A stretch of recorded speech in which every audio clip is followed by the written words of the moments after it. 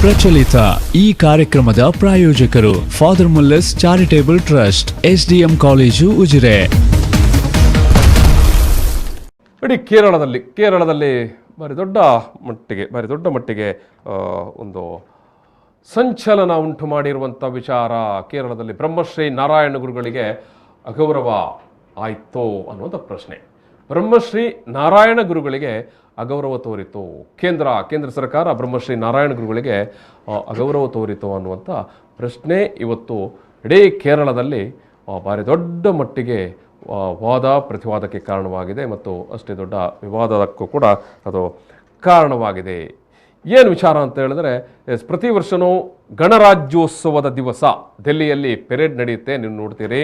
ಆ ಪೆರೇಡ್ನ ಸಾಂಸ್ಕೃತಿಕ ಪೆರೇಡ್ ಕೂಡ ಇರುತ್ತೆ. ಎಲ್ಲ ನಮ್ಮ ಮಿಲಿಟರಿ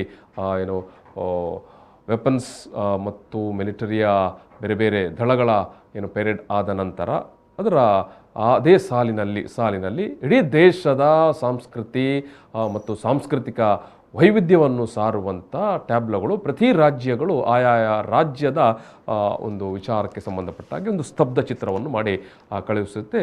ಆ ಸ್ತಬ್ಧ ಚಿತ್ರ ಕೂಡ ಅಥವಾ ಆ ಟ್ಯಾಬ್ಲೋ ಕೂಡ ಗಣರಾಜ್ಯೋತ್ಸವ ಪೆರೇಡ್ನಲ್ಲಿ ಇರುತ್ತೆ. ಕೇರಳ ಸರ್ಕಾರದವರು ಈ ಬಾರಿ ಬ್ರಹ್ಮಶ್ರೀ ನಾರಾಯಣ ಗುರುಗಳು ಅವರ ಒಂದು ಟ್ಯಾಬ್ಲೋವನ್ನು ಮಾಡಿ ಕಳುಹಿಸಿದ್ರು. ಆದರೆ ಅದನ್ನು ಪರಿಶೀಲನಾ ಸಮಿತಿ, ಕೇಂದ್ರದ ಪರಿಶೀಲನಾ ಸಮಿತಿ ಅದನ್ನು ರಿಜೆಕ್ಟ್ ಮಾಡಿದೆ, ತಿರಸ್ಕಾರ ಮಾಡಿದೆ. ಕೇವಲ ತಿರಸ್ಕಾರ ಮಾತ್ರ ಮಾಡಿದಲ್ಲ, ನೀವು ಆದಿಶಂಕರಾಚಾರ್ಯರ ಟ್ಯಾಬ್ಲೋ ಮಾಡಿ ಕಳುಹಿಸಿ ಅಂತ ಒಂದು ನಿರ್ದೇಶನ ಕೂಡ ಕೊಟ್ಟಿದ್ದಾರೆ. ಇದು ಇಡೀ ಕೇರಳದಲ್ಲಿ ಇವತ್ತು ಸಂಚಲನ ಮೂಡಿಸಿರುವಂಥ ವಿಚಾರ, ಬ್ರಹ್ಮಶ್ರೀ ನಾರಾಯಣ ಗುರುಗಳ ನಾಡಿನಲ್ಲಿ. ಈ ವಿಚಾರವಾಗಿ ನಾನು ಮಾತನಾಡ್ತಾ ಇದ್ದೇನೆ. ಮಾತನಾಡಲಿಕ್ಕೆ ಇವತ್ತಿನ ಈ ಒಂದು ವೇದಿಕೆಯಲ್ಲಿ ನಮ್ಮ ಜೊತೆಗೆ ಮುಖ್ಯ ಅತಿಥಿಯಾಗಿ ಮಂಗಳೂರಿನ ನಾರಾಯಣ ಗುರು ಕಾಲೇಜಿನ ಪ್ರಾಂಶುಪಾಲರಾಗಿರುವಂಥ ಮತ್ತು ಸಾಮಾಜಿಕ ಕಾರ್ಯಕರ್ತರು ಆಗಿರುವಂಥ ಡಾಕ್ಟರ್ ವಸಂತ್ ಕುಮಾರ್ ಅವರಿದ್ದಾರೆ. ನಾನು ವಸಂತ್ ಕುಮಾರ್ ಅವರನ್ನು ಈ ಒಂದು ಮಾತುಕತೆಗೆ ಪ್ರೀತಿಯಿಂದ ಸ್ವಾಗತ ಮಾಡ್ತೇನೆ. ಡಾಕ್ಟರ್ ವಸಂತ್ ಕುಮಾರ್ ಅವರಿಗೆ ಪ್ರೀತಿಯ ಸ್ವಾಗತಗಳು. ಅದೇ ಬ್ರಹ್ಮಶ್ರೀ ನಾರಾಯಣ ಗುರುಗಳ ಟ್ಯಾಬ್ಲೋ ಸ್ತಬ್ಧ ಚಿತ್ರವನ್ನು ತಿರಸ್ಕಾರ ಮಾಡಿದೆ. ಕೇಂದ್ರದ ಅದಕ್ಕೆ ಸಂಬಂಧಪಟ್ಟ ಸಮಿತಿ ಏನಿದೆ, ಈ ಒಂದು ಗಣರಾಜ್ಯೋತ್ಸವ ಸಂದರ್ಭದಲ್ಲಿ ಬೇರೆ ಬೇರೆ ರಾಜ್ಯಗಳು ಅವರು ಕಳುಹಿಸುವಂಥ ಟ್ಯಾಬ್ಲೋದ ಮೊದಲೇ ಕಳಿಸಲಿಕ್ಕೆ ಇರುತ್ತೆ. ಅದರ ಚಿತ್ರಣ ಒಂದು ಸ್ಯಾಂಪಲ್ ಮಾಡಿ ಸಣ್ಣ ಮಾಡೆಲ್ ಮಾಡಿ ಕಳುಹಿಸಲಿಕ್ಕೆ ಇರುತ್ತೆ. ಆ ಮಾಡೆಲ್ಗಳನ್ನು ಅವರಲ್ಲಿ ಪರಿಶೀಲನೆ ಮಾಡ್ತಾರೆ. ಅದಕ್ಕೆ ಡಿಫೆನ್ಸ್ ಇಲಾಖೆಯಿಂದ ಸಂಬಂಧಪಟ್ಟ ಸಮಿತಿ ಇರುತ್ತೆ. ಆ ಸಮಿತಿಯವರು ಅದನ್ನು ಆಯ್ಕೆ ಮಾಡ್ತಾರೆ. ಈ ಬಾರಿ ಕೇರಳದ ಬ್ರಹ್ಮಶ್ರೀ ನಾರಾಯಣ ಗುರುಗಳ ಟ್ಯಾಬ್ಲೋವನ್ನು ಅಲ್ಲಿ ತಿರಸ್ಕರಿಸಲಾಗಿದೆ. ಈಗ ಇದು ತಿರಸ್ಕರಿಸಿದ್ದು ಮಾತ್ರ ಅಲ್ಲ, ಆದಿಶಂಕರಾಚಾರ್ಯ ಅವರ ಒಂದು ಟ್ಯಾಬ್ಲೋ ಮಾಡಿ ಕಳುಹಿಸಿ ಅಂತ ಹೇಳಿದ್ದಾರೆ. ಈಗ ಕೇರಳ ಸರ್ಕಾರ ಅಥವಾ ಕೇರಳದ ಈಗ ಬೇರೆ ಬೇರೆ ವಲಯದವರು ಖಂಡಿತ ನಮಗೆ ಶಂಕರಾಚಾರ್ಯರ ಬಗ್ಗೆ ಒಲವು, ಅಭಿಮಾನ, ಪ್ರೀತಿ ಎಲ್ಲವೂ ಇದೆ. ಆದರೆ ಬ್ರಹ್ಮಶ್ರೀ ನಾರಾಯಣ ಗುರುಗಳು ಇಡೀ ಕೇರಳದ ಎಲ್ಲ ಸಮುದಾಯದ ಜನರು ಒಪ್ಪುವಂಥ ಅಥವಾ ಅವರನ್ನು ಇವತ್ತಿಗೆ ಕೂಡ ಒಂದು ಅಭಿಮಾನದಿಂದ ಅವರ ಅನುಯಾಯಿಗಳಾಗಿರುವವರು ಮತ್ತು ಇಡೀ ಸಮಸ್ತ ಸಮಾಜಕ್ಕೆ ನಾರಾಯಣ ಗುರುಗಳಾಗಿರುವವರು. ಸೊ ನೀವು ಅವರ ಟ್ಯಾಬ್ಲೋವನ್ನು ತಿರಸ್ಕರಿಸಿದ್ದು ಯಾಕೆ ಅಂತ ಇವತ್ತು ಕೇರಳದಲ್ಲಿ ಎಲ್ಲ ವಲಯಗಳಲ್ಲೂ, ಅದು ಶಿವಗಿರಿಯ ಮಠದಿಂದ ಹಿಡಿದು ಶಿವಗಿರಿಯ ಸ್ವಾಮೀಜಿಗಳಾಗಿರುವಂಥ ಸಚ್ಚಿದಾನಂದ ಸ್ವಾಮೀಜಿಯವರಿಂದ ಹಿಡಿದು ಇಡೀ ಕೇರಳ ಇವತ್ತು ಈ ವಿಚಾರವಾಗಿ ಮಾತಾಡ್ತಾ ಇದೆ. ಇದು ವಸಂತ್ ಕುಮಾರ್ ಅವರೇ, ಏನು ಹೇಳ್ತೀರಿ ಈ ವಿಚಾರವಾಗಿ? ಬ್ರಹ್ಮಶ್ರೀ ನಾರಾಯಣ ಗುರುಗಳು ಎಂದಿಗೂ ಸಂಘರ್ಷದ ಹಾದಿ ತುಳಿದವರಲ್ಲ. ಆದರೆ ಅವರನ್ನು ಸಂಘರ್ಷಕ್ಕೆ ಎಳೆಯುವಂತಹ ಪರಿಸ್ಥಿತಿಯನ್ನು ಪ್ರತಿ ಸಮಯ ನಾವು ನೋಡ್ತಾ ಬಂದಿದ್ದೇವೆ. ಅವರು ಯಾವುದೇ ಧರ್ಮದ ಸ್ಥಾಪನೆ ಮಾಡಿದವಲ್ಲ, ಯಾವುದೇ ಮತಧರ್ಮಗಳ ಬಗ್ಗೆ, ದೇವರುಗಳ ಬಗ್ಗೆ ಯಾವುದೇ ವಿಷಯಗಳನ್ನು ಮಾತನಾಡಿದಲ್ಲ. ಅವರು ಮಾನವೀಯತೆ, ಮನುಷ್ಯತ್ವದ ಬಗ್ಗೆ ಮಾತನಾಡಿದ್ದಾರೆ. ಆದರೆ ಶಂಕರಾಚಾರ್ಯ ಕೂಡ ಇಬ್ಬರು ಕೇರಳದವರೇ. ಹೌದು, ಆದಿಶಂಕರಾಚಾರ್ಯ ಆಗಿರ್ಬೋದು, ಇಬ್ಬರು ಕೂಡ ಕೇರಳದವರೇ. ಇಬ್ಬರು ಅದ್ವೈತ ಸಿದ್ಧಾಂತವನ್ನೇ ಪ್ರತಿಪಾದಿಸಿದವರು. ಈ ಅದ್ವೈತ ಸಿದ್ಧಾಂತ ಏನು ಹೇಳ್ತದೆ ಅಂತ ಹೇಳಿದ್ರೆ, ಆತ್ಮ ಬೇರೆ ಅಲ್ಲ, ಪರಮಾತ್ಮ ಬೇರೆ ಅಲ್ಲ ಅಂತ. ಬ್ರಹ್ಮಾಸ್ಮಿ. ಹೌದು. ಈ ರೀತಿ ಹೇಳ್ತಿರುವಾಗ ಬ್ರಹ್ಮಶ್ರೀ ನಾರಾಯಣ ಗುರುಗಳು ಕೂಡ ಅದ್ವೈತ ಸಿದ್ಧಾಂತವನ್ನೇ ಪ್ರತಿಪಾದಿಸಿದರು. ಇಬ್ಬರು ಸಂಪೂರ್ಣ ಜ್ಞಾನವಂತರು. ಆದಿಶಂಕರಾಚಾರ್ಯರು ತಮ್ಮ ಗುರುಗಳಿಂದ ವಿದ್ಯಾಭ್ಯಾಸ ಪಡೆದು ಬಹಳಷ್ಟು ಈ ಉಪನಿಷತ್ ಆಗಿರ್ಬೋದು, ವೇದ ಆಗಿರ್ಬೋದು ಅಧ್ಯಯನ ಮಾಡಿಕೊಂಡು ಅವುಗಳಿಗೆ ಭಾಷ್ಯವನ್ನು ಬರೆದವರು. ಹಾಗೆ ನಾರಾಯಣ ಗುರುಗಳು ಮಲಯಾಳಿ ಮತ್ತೆ ತಮಿಳು, ಸಂಸ್ಕೃತದಲ್ಲಿ ಸಂಪೂರ್ಣ ಹಿಡಿತವನ್ನಿಟ್ಟುಕೊಂಡು ಜ್ಞಾನವಂತರು. ಇಬ್ಬರು ಜ್ಞಾನಿಗಳು ಕೇರಳದವರೇ. ಈಗ ಕೇಂದ್ರ ಸರ್ಕಾರ ಪ್ರತಿ ವರ್ಷ ನಾವು ರಾಜ್ಯದ ಸಂಸ್ಕೃತಿಯನ್ನು ಬಿಂಬಿಸುವಂಥದ್ದು. ಈ ಸಲ ಕೇರಳದವರು ಏನ್ ಮಾಡಿದ್ರು, ಜಟಾಯುಪುತ್ರ ಪಾರ್ಕ್ ಮತ್ತು ಸಮಾಜ ಸುಧಾರಕ ನಾರಾಯಣ ಗುರುನ ಫೋಟೋ. ಉದ್ದೇಶ ಮಹಿಳಾ ಸಬಲೀಕರಣ ಮತ್ತು ಪ್ರವಾಸೋದ್ಯಮಕ್ಕೆ ಮಾಡಿರುವ ಸಾಧನೆಯನ್ನು ಬಿಂಬಿಸುವುದು. ಸೊ ಒಳ್ಳೆ ಕೆಲಸ. 75ನೇ ವರ್ಷದ ಸ್ವಾತಂತ್ರ್ಯ ಭಾರಿ ದೊಡ್ಡ ಒಂದು ಸ್ಟ್ಯಾಚ್ಯೂ ಉಂಟು ಕೇರಳದಲ್ಲಿ. ಅದು ಇಡೀ ಕೇರಳದಲ್ಲೇ, ಇಡೀ ದೇಶದಲ್ಲಿ ಕೇರಳದಲ್ಲಿ ಮಾತ್ರ ಜಟಾಯುದ ಅಷ್ಟು ದೊಡ್ಡ ಸ್ಟ್ಯಾಚ್ಯೂ ಇರುವಂತದ್ದು. ಪ್ರವಾಸೋದ್ಯಮದ ಹಿನ್ನೆಲೆಯಲ್ಲಿ ಅದನ್ನೊಂದು ಬಿಂಬಿಸುವಂಥದ್ದು. ಮಹಿಳಾ ಸಬಲೀಕರಣದ ವಿಚಾರಕ್ಕೆ ಬರುವಾಗ ಅದು ನಾರಾಯಣ ಗುರುಗಳನ್ನು ಕೂಡ ಮಹಿಳೆಯರಿಗೆ ಒಂದು ಸ್ವಾತಂತ್ರ್ಯ ಮತ್ತೊಂದು ಅವರಿಗೆ ಘನತೆಯನ್ನು ತಂದು ಕೊಟ್ಟವರು ನಾರಾಯಣ ಗುರುಗಳು. ಸೊ ಇಂತಹ ಸನ್ನಿವೇಶದಲ್ಲಿ ನಾವು ಆಲೋಚನೆ ಮಾಡಬೇಕಾಗ್ತದೆ, ಯಾಕೆ ರಕ್ಷಣಾ ಇಲಾಖೆ ಅಂದ್ರೆ ಕೇಂದ್ರ ಸರ್ಕಾರ ಅದಕ್ಕೆ ಎಲ್ಲ ಪರ್ಮಿಷನ್ ಉಂಟು, ಏನೋ ವಿಷಯದಲ್ಲಿ ತಿರಸ್ಕಾರ ಮಾಡೋದು ಅಥವಾ ಪುರಸ್ಕರಿಸುವುದು, ಈ ವಿಷಯವನ್ನು ತಿರಸ್ಕರಿಸಿ ಮಾಡುವುದಿದ್ದರೆ ಶಂಕರಾಚಾರ್ಯರ ಪ್ರತಿಮೆಯನ್ನು ಇಡಿ, ಇದು ಅವರ ಮೂರ್ತಿಯನ್ನು ಇಟ್ಟು ಟ್ಯಾಬ್ಲೆಟ್ ತನ್ನಿ ಅಂತ. ಆದ್ರೆ ಕೇರಳ ಸರ್ಕಾರ ಹೇಳಿದ್ದು ಶಂಕರಾಚಾರ್ಯ ಮೂರ್ತಿ ಅಂದ್ರೆ ಅದು ಒಂದು ಧಾರ್ಮಿಕ ವಿಷಯವಾಗ್ತದೆ, ಇದು ಆಗಬಾರ್ದು ಅಂತ ಹೇಳಿತು. ನಿಜವಾಗಿಯೂ ನಾವು ಇವರಿಬ್ಬರ ನಡುವೆ ಸಂಘರ್ಷ ತರುವ ಉದ್ದೇಶ ನಮ್ಮಲ್ಲಿಲ್ಲ. ಆದರೆ ಇವತ್ತು ಈ ಮೈಂಡ್ ಸೆಟ್ ಅಥವಾ ಮನಸ್ಥಿತಿ ಯಾವ ರೀತಿ ಕೆಲಸ ಮಾಡ್ತದೆ ಎಂಬುದನ್ನು ನಾವು ಆಲೋಚನೆ ಮಾಡಬೇಕು. ಅದನ್ನು ನಾವು 1950ರಲ್ಲಿ ನಮ್ಮ ಈ ಸಂವಿಧಾನ ಜಾರಿಗೆ ಬರುತ್ತಿರುವ 1949ರಲ್ಲಿ ಜಾರಿಗೆ ಬರುತ್ತಿರುವಾಗ ಸಹ ನಾವು ಯಾವ ರೀತಿಯಲ್ಲಿ ಈ ಸಂವಿಧಾನ ಬಗ್ಗೆ ಅಪಸ್ವರ ತೆಗೆದಿದ್ದಾರೆ ಎಂಬುದನ್ನು ನಾವು ಹೇಳಬೇಕಾದರೆ, ನಾವು 1949ರಲ್ಲಿ ಅಂದ್ರೆ ನಮ್ಮ ದೇಶದ ಸಂವಿಧಾನ ಜಾರಿಯಾಗಿ 1 ವರ್ಷ ಮೊದಲು ರಾಷ್ಟ್ರೀಯ ಸ್ವಯಂ ಸೇವಕ ಸಂಘ ತನ್ನ ಮುಖವಾಣಿ ಪತ್ರಿಕೆಯಲ್ಲಿ ಹೀಗೆ ಬರೆದಿತ್ತು: BR ಅಂಬೇಡ್ಕರ್ ಕರಡು ಸಮಿತಿ ಅಧ್ಯಕ್ಷರಾಗಿ ರಚಿಸಿರುವ ಸಂವಿಧಾನದಲ್ಲಿ ಭಾರತೀಯತೆ ಇಲ್ಲವಾಗಿದೆ. ಈ ದೇಶದ ನೆಲದ ಕಾನೂನಾದ ಮನುಸ್ಮೃತಿಯಿಂದ ಏನೂ ಪಡೆದಿಲ್ಲ. ಹೀಗಾಗಿ ಸಂವಿಧಾನ ನಮಗೆ ಒಪ್ಪಿತವಲ್ಲ. ಈವನ್ ಸಂಘ ಪರಿವಾರದ ಗುರೂಜಿ ಎಂದು ಸಂಬೋಧಿಸುವ ಮಾಸಾ ಗೋಲ್ವಲ್ಕರ್ ಹೀಗೆಂದರೆ, ಹಿಂದೂಗಳಿಗೆ ಪ್ರಜಾಪ್ರಭುತ್ವ ತತ್ವಗಳು ಹೊರಗಿನವು. ಇಡೀ ಮನುಕುಲದ ಅತಿ ಶ್ರೇಷ್ಠ ಮತ್ತು ಮಹಾನ್ ಕಾನೂನು ರಚನೆಕಾರ ಮನು, ಹಾಗೆಯೇ ಸಂಘ ಪರಿವಾರದ ಮತ್ತೊಬ್ಬ ಸಂಸ್ಥಾಪಕ, ಹಿಂದುತ್ವ ಪದ ಹುಟ್ಟು ಹಾಕಿರುವ ಹಾಗೂ ಸ್ವಾತಂತ್ರ್ಯ ಹೋರಾಟದಲ್ಲಿ ಬ್ರಿಟಿಷರಿಗೆ ತಪ್ಪೊಪ್ಪಿಗೆ ಬರೆದು ಕೊಟ್ಟಿದ್ದ ಸಾವರ್ಕರ್ ಹೀಗೆ ಹೇಳಿದ್ದರು: ವೇದಗಳ ನಂತರ ಅತ್ಯಂತ ಪೂಜನೀಯ ಗ್ರಂಥ ಮನುಸ್ಮೃತಿ ಹಾಗೂ ದೇಶವನ್ನು ಅದರ ಆಧಾರದಲ್ಲಿ ನಡೆಸಬೇಕು. ಸೊ ಇಲ್ಲಿ ಈ ವಿಷಯವನ್ನು ಯಾಕೆ ನಾನು ತಂದಿದ್ದೇನೆ ಅಂತ ಹೇಳಿದ್ರೆ, ಈ ಮೈಂಡ್ ಸೆಟ್ ಇವತ್ತು ಅದೇ ವರ್ಕ್ ಮಾಡ್ತದೆ. ಯಾಕಂತ ಹೇಳಿದ್ರೆ ನಮ್ಮ ಒಬ್ಬ ಸಚಿವರು ಕೇರಳದವರು ಅದನ್ನೇ ಹೇಳಿದರು, ಇದನ್ನು ವಿರೋಧಿಸಿ ನಾರಾಯಣ ಗುರುಗಳಿಗೆ ಅವಮಾನ.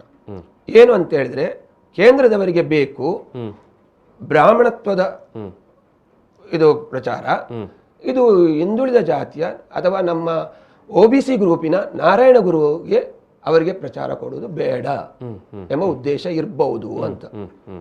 ನಿಜವಾಗಿಯೂ ನಾರಾಯಣ ಗುರುಗಳು ಶಂಕರಾಚಾರ್ಯರ ಅದ್ವೈತತನ ಅಂದ್ರೆ ಅದ್ವೈತ ಸಿದ್ಧಾಂತವನ್ನು ಎಲ್ಲರೂ ಕೊಂಡಾಡುತ್ತಿರುವಾಗ ಒಬ್ಬ ಸಂಸ್ಕೃತದಲ್ಲಿ ಕಲಿತ ನಾರಾಯಣ ಗುರು ಅದನ್ನು ವಿರೋಧಿಸಿದರು. ಯಾಕೆ ಅಂತ ಹೇಳಿದ್ರೆ, ಅವರು ವಿರೋಧಿಸಿದ ಉದ್ದೇಶ ಇಷ್ಟೇ: ಶಂಕರಾಚಾರ್ಯರ ಅದ್ವೈತ ಸಿದ್ಧಾಂತ ಬಹಳ ಚಂದವಾಗಿ ಹೇಳುವುದೇನೆಂದು ಹೇಳಿದ್ರೆ, ಮನುಷ್ಯ ಜನ್ಮ ಶ್ರೇಷ್ಠವಾದ್ದು, ಅದು ಪಡೆಯಲು ಬಹಳ ಕಷ್ಟಪಡಬೇಕು. ಅದರಲ್ಲೂ ಪುರುಷನ ಜನ್ಮ, ಮನುಷ್ಯ ಜನ್ಮದಲ್ಲಿ ಪುರುಷ ಜನ್ಮ ಪಡೆಯುವುದು ಬಹಳ ಪುಣ್ಯದ ಕೆಲಸ. ಪುರುಷನಾಗಿಯೂ ಬ್ರಾಹ್ಮಣನಾಗಿ ಜನಿಸುವುದು ಅದು ಸಾಧ್ಯವೇ ಇಲ್ಲ, ಅದು ಬಹಳ ಅಪರೂಪ. ಆ ಬ್ರಾಹ್ಮಣನಾಗಿ ಜನಿಸಿದರೂ ಅವನು ವೇದಾಂತಿಯಾಗಿ ಹುಟ್ಟುವುದು ಅವನಿಗೆ ನೇರ ಸ್ವರ್ಗ.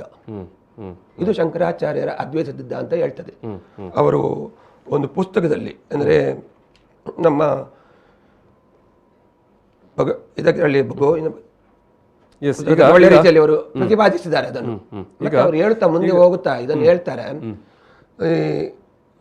ನಿಮ್ನ ವರ್ಗದವರು ಹಿಂದುಳಿದವರು ಯಾರಾದರೂ ಈ ಮೋಕ್ಷ ಪಡೆಯಬೇಕಂದ್ರೆ ಅದು ಸಾಧ್ಯವೇ ಇಲ್ಲ. ಅವರು ಏನು ಹೇಳ್ತಾರೆ ಅಂತೇಳಿ, ಅದು ಮಾಯೆ ಆವರಿಸಿದೆ ಅಂತ ಅವರು ಹೇಳುವ ರೀತಿ, ಅದು ಮಾಯೆ ಆವರಿಸಿದೆ. ಈಗ ಈಗ ಈಗ ನಾರಾಯಣ ಗುರುಗಳ ಟ್ಯಾಬ್ಲೋವನ್ನು ಏನು ಕೇಂದ್ರದ ಸಮಿತಿ, ಯಾಕಂತ ಹೇಳಿದ್ರೆ ಈ ಒಂದು ಗಣರಾಜ್ಯೋತ್ಸವದ ಪೆರೇಡ್ನ ಸಂದರ್ಭದಲ್ಲಿ ಆ ಒಂದು ಬೇರೆ ಬೇರೆ ರಾಜ್ಯಗಳು ಕಳುಹಿಸುವಂಥ ಮಾಡೆಲ್ ಏನಿರುತ್ತೆ ಅದನ್ನು ಪರಿಶೀಲನೆ ಮಾಡಲಿಕ್ಕೆ ಅಲ್ಲಿ ಡಿಫೆನ್ಸ್ ವಿಭಾಗದಿಂದಲೇ, ರಕ್ಷಣಾ ವಲಯದಿಂದಲೇ ಅವರು ಸಮಿತಿಯನ್ನು ಮಾಡಿರ್ತಾರೆ. ಆ ಸಮಿತಿಯವರು ಇದನ್ನು ಆಯ್ಕೆ ಮಾಡ್ತಾರೆ ಅಥವಾ ತಿರಸ್ಕರಿಸ್ತಾರೆ. ನಾರಾಯಣ ಗುರುಗಳು, ಬ್ರಹ್ಮಶ್ರೀ ನಾರಾಯಣ ಗುರುಗಳು ಇಡೀ ಒಂದು ಸಮುದಾಯದಕ್ಕೆ ಬೆಳಕು ತೋರಿದವರು. ಅದರಲ್ಲಿ ಕೂಡ ಹಿಂದುಳಿದವರು ಮತ್ತು ಅಸ್ಪೃಶ್ಯತೆಗೆ ಒಳಗಾದವರು, ವಿದ್ಯೆಯಿಂದ ವಂಚಿತರಾದವರು, ಇವರೆಲ್ಲರಿಗೂ ಕೂಡ ಬೆಳಕು ತೋರಿದವರು ಮತ್ತು ಇವತ್ತು ಇಡೀ ಜಗತ್ತೇ ಕೊಂಡಾಡುವಂಥ ಒಬ್ಬ ಕ್ರಾಂತಿಕಾರಿ ಸನ್ಯಾಸಿ. ಅವರ ಟ್ಯಾಬ್ಲೋವನ್ನು ನಿರಾಕರಿಸಿರುವುದಕ್ಕೆ ಅಥವಾ ತಿರಸ್ಕರಿಸಿರುವುದಕ್ಕೆ ಕೇರಳದಲ್ಲಿ ಇವತ್ತು ಭಾರಿ ದೊಡ್ಡ ಮಟ್ಟಿಗೆ ಚರ್ಚೆಗಳು ನಡೆಯುವಂಥದ್ದು, ಪಕ್ಷಭೇದ ಮರೆತು ನಡೆಯುವಂಥದ್ದು ಚರ್ಚೆ. ನಾರಾಯಣ ಗುರುಗಳನ್ನು ಆಯ್ಕೆ ಮಾಡಿಕೊಳ್ಳಬೇಕಾಗಿತ್ತು, ಯಾಕೆ ನಾರಾಯಣ ಗುರುಗಳನ್ನು ತಿರಸ್ಕರಿಸಿದ್ದು ಅಂತ. ಈಗ ನಾರಾಯಣ ಗುರುಗಳ ಫಿಲಾಸಫಿ ಅಥವಾ ಅವರು ಪ್ರತಿಪಾದನೆ ಮಾಡಿದ ಮಾನವೀಯತೆ, ಇದರಲ್ಲಿ ಏನಾದರೂ ತಪ್ಪುಗಳುಂಟಾ, ಎಡರುತಡರುಗಳುಂಟಾ? ನಾರಾಯಣ ಗುರುಗಳ ತತ್ವ ಒಂದೇ, ಮಾನವೀಯತೆ. ನೀವು ಯಾವ ಮಾನವೀಯತೆ ಅಂತ ಹೇಳಿದ್ರೆ ನೀವು ಜಾತಿಯವನಾದರೂ ತೊಂದರೆ ಇಲ್ಲ, ನೀನು ಮನುಷ್ಯನಾಗು ಮೊದಲು, ಮಾನವೀಯತೆಗೆ ಸಂಬಂಧಪಟ್ಟದ್ದು. ನಾರಾಯಣ ಗುರು ಅದನ್ನೇ ಮಾತನಾಡುವಾಗ ಹೇಳಿದ್ದು, ಒಂದೇ ಜಾತಿ, ಒಂದೇ ಮತ, ಒಂದೇ ದೇವರು. ಅವರು ಆ ಒಂದೇ ಜಾತಿ ಒಂದೇ ಮತ ಅಂತ ಹೇಳುವಾಗ ಅವರು ಮಾನವೀಯತೆಯ ಬಗ್ಗೆ ಮಾತನಾಡಿದ್ದು. ನಿಮ್ಮ ಆತ್ಮವೇ ದೇವರು ಅಂತ ಹೇಳಿದ್ದು. ಅವರ ಆತ್ಮದ ಪ್ರತಿಷ್ಠಾಪನೆಗಾಗಿ ಒಂದು ಕಡೆಯಲ್ಲಿ ಕನ್ನಡಿಯನ್ನಿಟ್ಟರು. ಕನ್ನಡಿಯನ್ನಿಟ್ಟು ಅಂದ್ರೆ ನಿನ್ನ ಪ್ರತಿಬಿಂಬವನ್ನು ನೀನು ನೋಡು ಕನ್ನಡಿಯಲ್ಲಿ ಅಂತ. ಅಂದ್ರೆ ಆತ್ಮದೊಟ್ಟಿಗೆ ನೀವು ಸಂವಾದ ಬೆಳೆಸು. ಇವರು ಆತ್ಮ ಬೇರೆ ಪರಮಾತ್ಮ ಬೇರೆ ಅದ್ವೈತ ಸಿದ್ಧಾಂತ ಇವರು ಹೇಳ್ತಿರುವಾಗ ಮತ್ತೆ ಆಗ ಒಂದು ಮಾತು ಹೇಳಿದ್ರು, ಆತ್ಮ ಬೇರೆ ಪರಮಾತ್ಮ ಬೇರೆ ಅಂತ ಹೇಳ್ತೀರಿ, ದೇವಸ್ಥಾನ ಕಟ್ಟುವವರು ಯಾರು? ದೇವಸ್ಥಾನ ಕಟ್ಟುವಾಗ ಇರುವ ಜನಗಳು ಯಾರು? ಆಗ ನೆರಳಲ್ಲಿ ನಿಂತವರು ಯಾರು? ದೇವಸ್ಥಾನ ಕಟ್ಟಿದ ನಂತರ ಆ ನೆರಳಲ್ಲಿ ನಿಂತ ಜನಗಳು ಒಳಗೆ ಬಂದು ಕಟ್ಟಿದವರನ್ನು ಒಳಗೆ ಯಾಕೆ ಬಿಡುವುದಿಲ್ಲ ಎಂಬುದನ್ನು ಅವರಿಗೆ ಆ ಸಮಯದಲ್ಲಿ ಬಹಳ ನೋವು ಕೊಟ್ಟ ವಿಷಯ ಅಂದ್ರೆ ಇದು. ಆ OBC ಗ್ರೂಪ್ ಆಗಲಿ ಹಿಂದುಳಿದ ಗ್ರೂಪ್ ಜನಗಳಿಗಾಗಲಿ ದೇವಸ್ಥಾನದ ಪ್ರವೇಶ ಕೊಡ್ಲಿಲ್ಲ. ಹಾಗಾದ್ರೆ ಅವರಲ್ಲಿ ಆತ್ಮ ಬೇರೆ ಪರಮಾತ್ಮ ಬೇರೆ ಇದ್ದಾನಾ? ಇವರು ಹೇಳುವ ಅದ್ವೈತ ಸಿದ್ಧಾಂತ ಪ್ರಕಾರ ಆತ್ಮ ಬೇರೆ ಅಲ್ಲ ಪರಮಾತ್ಮ ಬೇರೆ ಅಲ್ಲ ಶಂಕರಾಚಾರ್ಯ. ಇದನ್ನು ನಾರಾಯಣ ಗುರುಗಳು ಜ್ಞಾನಿಯಾಗಿ ಕ್ವಶನ್ ಮಾಡಿದರು. ಅವರಲ್ಲಿ ಪರಮಾತ್ಮ ಬೇರೆ ಇದ್ದಾನಾ? ನೀವು ಯಾಕೆ ಅವರನ್ನು ದೇವಸ್ಥಾನದ ಒಳಗೆ ಬಿಡುವುದಿಲ್ಲ? ನೀವು ಆತ್ಮ ಬೇರೆ ಅಲ್ಲ ಪರಮಾತ್ಮ ಬೇರೆ ಅಲ್ಲದ್ರೆ ಎಲ್ಲರನ್ನು ದೇವಸ್ಥಾನದ ಒಳಗೆ ಬಿಡಬೇಕು. ಸೊ ಇದು ಈಗಲೂ ಅದೇ ಮನಸ್ಥಿತಿಯ ಜನಗಳು, ಮನುಸ್ಮೃತಿಯ ಜನಗಳು ಅದನ್ನು ವಿರೋಧಿಸ್ತಾರೆ ಇವತ್ತಿಗೂ ಕೂಡ ನಾರಾಯಣ ಗುರುಗಳನ್ನು. ಕೇವಲ ನಾರಾಯಣ ಗುರುಗಳ ಬಗ್ಗೆ ಇವತ್ತಿಗೆ ಕೂಡ ಹಾಗಾದ್ರೆ ಭಯ ಇದೆಯಾ?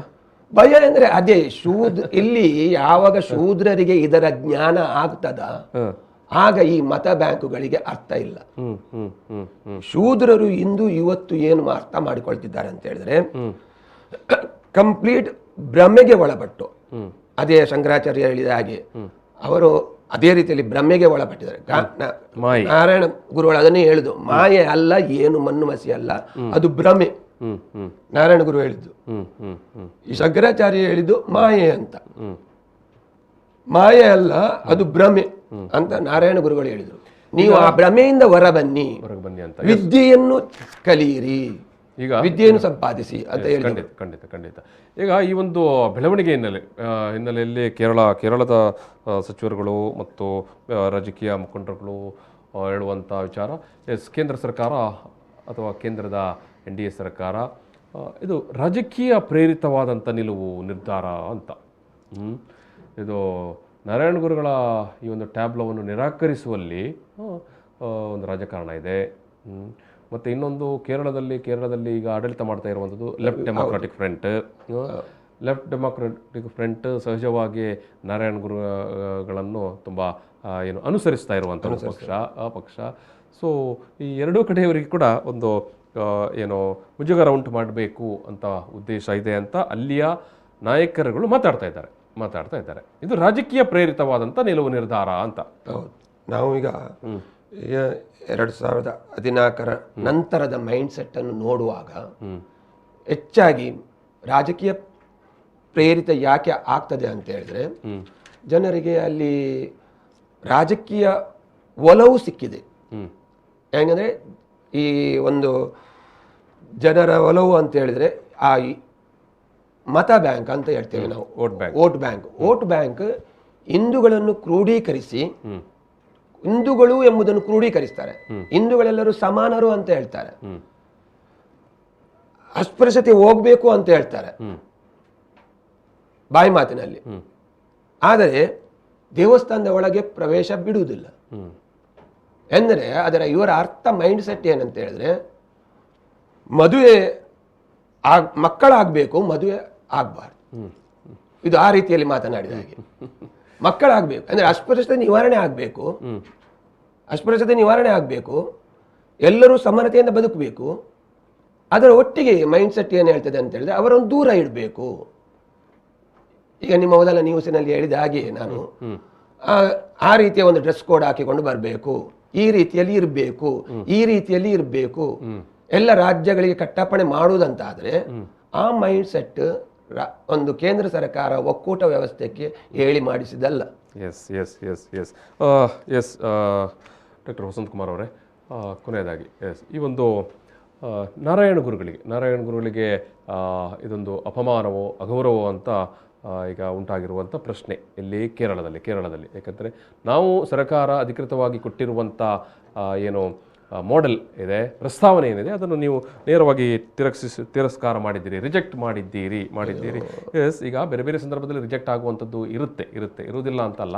ಆದರೆ ನೀವು ಪರ್ಯಾಯವಾಗಿ ಇದನ್ನೇ ಮಾಡಿ ತನ್ನಿ ಅಂತ ಹೇಳ್ತೀರಲ್ವಾ. ಸೊ ಹಾಗಾಗಿ ಇದು ಅಗೌರವದ ಪ್ರಶ್ನೆಯಾಗಿ ಕಾಣಿಸ್ತಾ ಉಂಟು ಅಂತ. ಇದು ಅವಮಾನ ಅಲ್ಲ, ಅಹಂಕಾರದ ಪರಮಾವಧಿ ಅಂತ ಹೇಳುದು ನಾನು. ದಾಷ್ಟ ಅಂತ ಹೇಳ್ತೇವೆ ಅದಕ್ಕೆ ನಾವು. ಅಹಂಕಾರದ ಪರಮಾವಧಿ.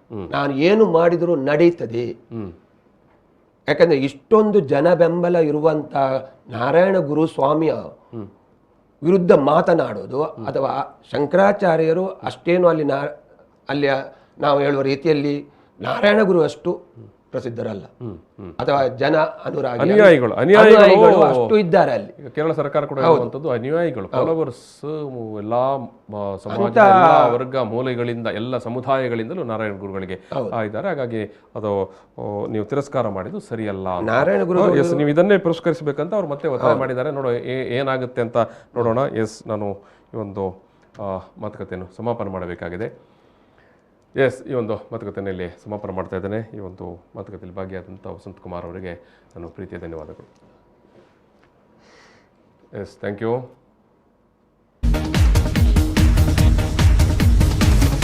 ಪ್ರಚಲಿತ ಈ ಕಾರ್ಯಕ್ರಮದ ಪ್ರಾಯೋಜಕರು Father Muller's Charitable Trust, SDM college, Ujire.